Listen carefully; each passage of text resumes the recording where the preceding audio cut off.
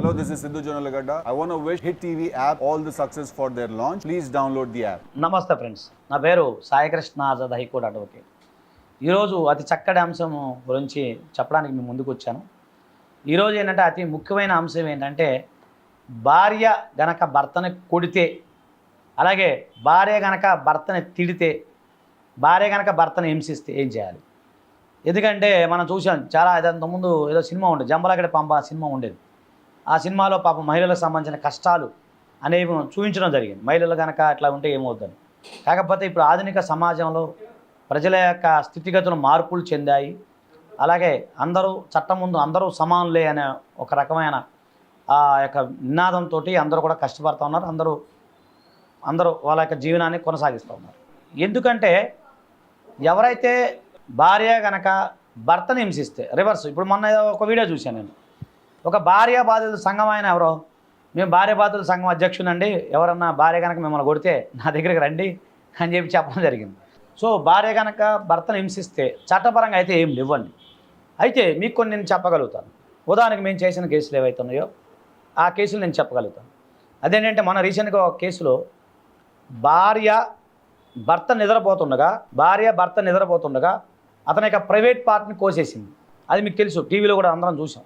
అది సరే రీజన్ ఏదైనా కానీ ఆ సందర్భంలో అమ్మ నా భార్యే కదా అని చెప్పేసి అతను కేసు పెడతానికి ఉండదు. సో ఆ సందర్భంలో అక్కడ భర్త భార్య పైన కేసు వేసుకోవచ్చు. అది అటెంప్ట్ టు మర్డర్ కావచ్చు, లేదా 320 కానీ 323(4) అలా కూడా చేసుకోవచ్చు. కొన్ని సందర్భాలు నేను చూశాను, భార్య భర్తని రోకల మండతో తలకాయ పగలగొట్టింది.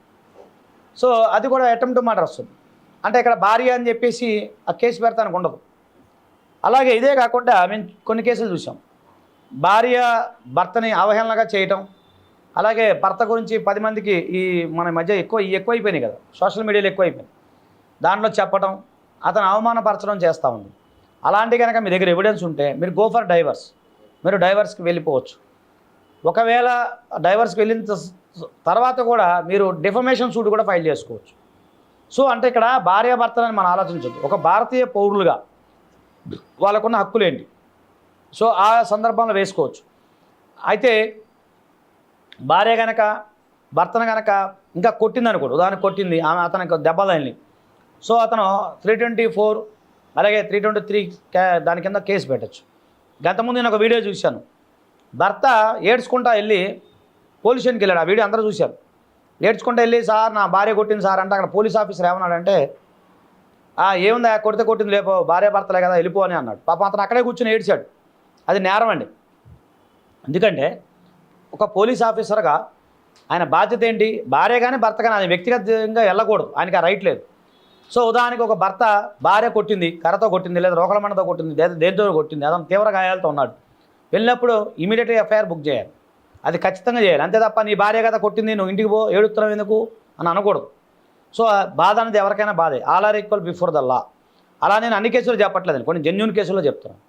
సో నేనేమంటున్నానంటే భార్య గనక, ఇక్కడ భార్య అనేది ఏంటంటే ఒకరు గుర్తుపెట్టుకోండి, భార్యాభర్తల బంధంలో ఇద్దరు కూడా సమానంగా ఉండాలి, ఇద్దరు ప్రేమపూర్వకంగా ఉండాలి.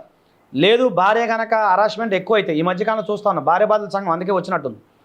సో భార్య కనుక భర్తను కనుక కొట్టి తిట్టి హింసించి అతను నానా రకాలుగా ఇబ్బంది పెడితే మాత్రం అతను పోలీస్ స్టేషన్లో కంప్లైంట్ చేసుకోవచ్చు. ఆమె పైన ఖచ్చితంగా ఎఫ్ఐఆర్ నమోదు చేసుకోవచ్చు.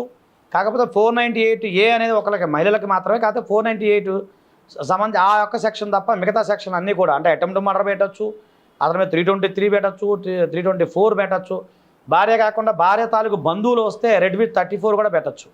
కాబట్టి ఎవరైనా సరే పోలీస్ స్టేషన్కి నా పెళ్ళాం కొట్టింది అని వస్తే దయచేసి మీరు దాని మీద ఎంక్వైరీ చేయండి, అలాగే ఎఫ్ఐఆర్ కట్టండి. అలాగే భార్యకు సంబంధించిన నిజంగా ఆమె కొట్టి కనుక ఇతను కనుక బాధితులైతే దానికి సంబంధించి మెడికల్ సంబంధించిన టెస్ట్ చేయించండి, మెడికల్ లీగల్ సంబంధించిన ఎఫ్ఐఆర్ కూడా మీరు నమోదు చేయొచ్చు. నిజంగా గాయాలు కనుక అయితే చేయొచ్చు. ఎందుకంటే మనం చూసాం కొన్ని సందర్భాల్లో భార్య భర్తను చంపింది ప్రియుడితో కలిపి, ఎక్కడ ఒక ఏరియాలో భార్య ప్రియుడితో కలిపి, అంటే లవర్తో కలిపి మొగుడిని చంపింది. అలాంటప్పుడు భార్య కదని చెప్పి పోలీసు వారు వదిలిపెట్టలేదు కదా. సో ఆమెను అరెస్ట్ చేయడం జరిగింది, ఆమె జైలుకి వెళ్ళడం, తర్వాత రావడం జరిగింది.